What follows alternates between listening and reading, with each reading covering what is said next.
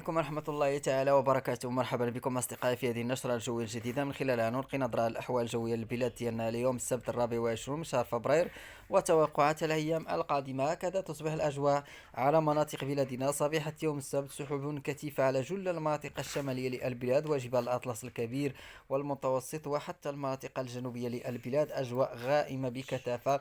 بالنسبة لاحتمال سقوط الأمطار فيبقى على المناطق الشمالية الغربية بدرجة كبيرة، مع احتمال سحب كثيفة على طنجة، أصيلة، تطوان، العرائش، فشاول، لميمونة، والزان الساكن، تاونات، قرية بو محمد، سيدي سليمان وسيدي علاء التازية، الرباط، الخميسات، فاس ومكناس وتالا وتازة ومناطق الساكنة الحسيمة، الناظور والدريوش وبركان وجدة وجرادة وتاوريد وعين بني مطر. وبعض الثلوج الخفيفة على مرتفعات الأطلس المتوسط وعلى إفران على بعض المناطق ميديت تونفيت، وكذلك إملشيل وقطرات خفيفة متفرقة على أمزميز، أزيلال، بني ملال، على زاوية الشيخ بمرتفعات الأطلس الكبير. وأجواء مستقرة بالنسبة لباقي المناطق الأخرى خلال صبيحة يوم السبت. بالنسبة لفترة الظهيرة استمرار مرور السحب الكثيفة مع أمطار خفيفة متفرقة على طنجة، على تطوان، على أصيل، على المناطق العرايش، فشاولة، لميمونة، وزان، بعض مناطق سيدي العتازي، سيدي سليمان، الرباط والخميسات وفاس ومكناس وإفران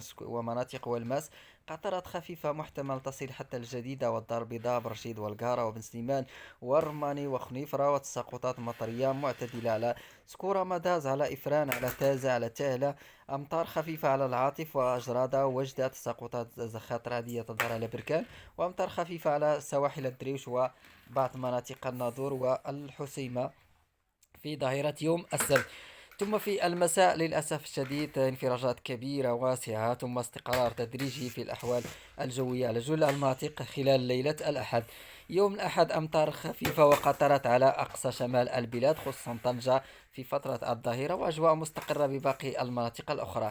الاثنين عودة الأجواء الممطرة بسحب كثيفة وجبهة أخرى ممطرة انطلاقا من الساعات الأولى من صبيحة الاثنين على طنجة، أصيلة، والعرايش، وتطوان، والزان، ومناطق الرباط وكذلك القنيطرة والمناطق المجاورة. ثم في الظهيرة تزداد كثافة السحب وتصل الأمطار حتى تطوان والمناطق الحسيمة وتازة وفاس ومكناس ومناطق الرباط والدار البيضاء والجديدة، وتبقى غزيرة على مجموعة من المناطق الشمالية. في المساء هذه التساقطات المطرية تتقدم نحو مناطق جيجو وخنيفرة خريبكا، وتمر على سطات، على القار، على برشيد، على سيدي بنور، الوالدية، اليوسفية. تبقى مهمة جهة المناطق إفران والماس وكذلك تازة، وتساقطات على عين بني مطهر، جرادة، وجدة، توريد. انفراجات كبيرة تظهر على المناطق الشمالية الغربية سريعة هذه الجبهة الممطرة لتصل في ليلة الاثنين لمرتفعات الأطلس الكبير على أمزميز، إمين، تانوت، أزيلال، بني ملال، زاوية الشيخ، تنفيذ، وكذلك أمطار متفرقة على تالا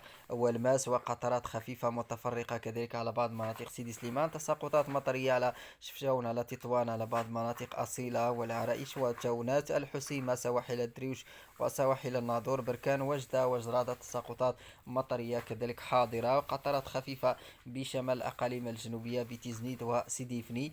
ثم في يوم الثلاثاء صباحا هذه الأمطار تغادر المناطق الشمالية الغربية والشرقية مع ظهور ثلوج كثيفة إن شاء الله، أو تساقط ثلوج كثيفة على سكورة، مداز، على إفران، على ميدلت، على تنفيذ، على إمشيل، على تابانت، على مناطق متر. وتساقطات مطرية إن شاء الله حاضرة متفرقة خفيفة وضعيفة على والماس، الرماني، القارة، برشيد، وقطرات على ربما الدار البيضاء والجديدة ولو بدرجة قليلة، احتمال بعض القطرات الخفيفة جهة وجدة بالنسبة لصبيحة يوم الثلاثاء. وفي ظهيرة يوم الثلاثاء تتراجع هذه الأمطار والثلوج وتبقى فقط قطرات خفيفة متفرقة على فاس، سيدي سليمان، تازة، توريد، وجدة، وبعض الثلوج الخفيفة على تابانت، وأجواء مستقرة على باقي المناطق الأخرى. يوم الأربعاء تستقر الأجواء على جل المناطق بلادنا. الأربعاء، الخميس، الجمعة تقريبا أجواء مستقرة.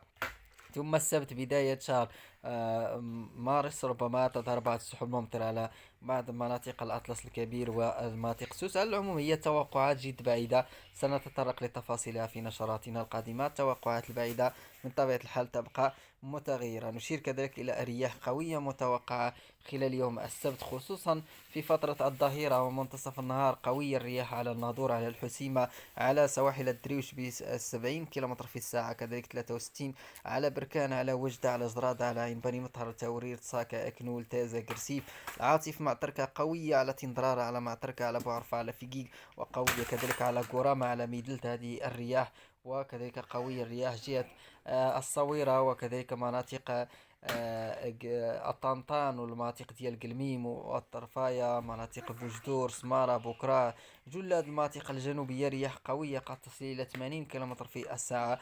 ثم كذلك على مرتفعات الأطلس الكبير. هذه الرياح تستمر كذلك إلى غاية مساء يوم حتى ليلة الأحد، وما زال هذه الرياح نشطة، ثم إن شاء الله في صبيحة الأحد قد تهدأ هذه الرياح على تلك المناطق.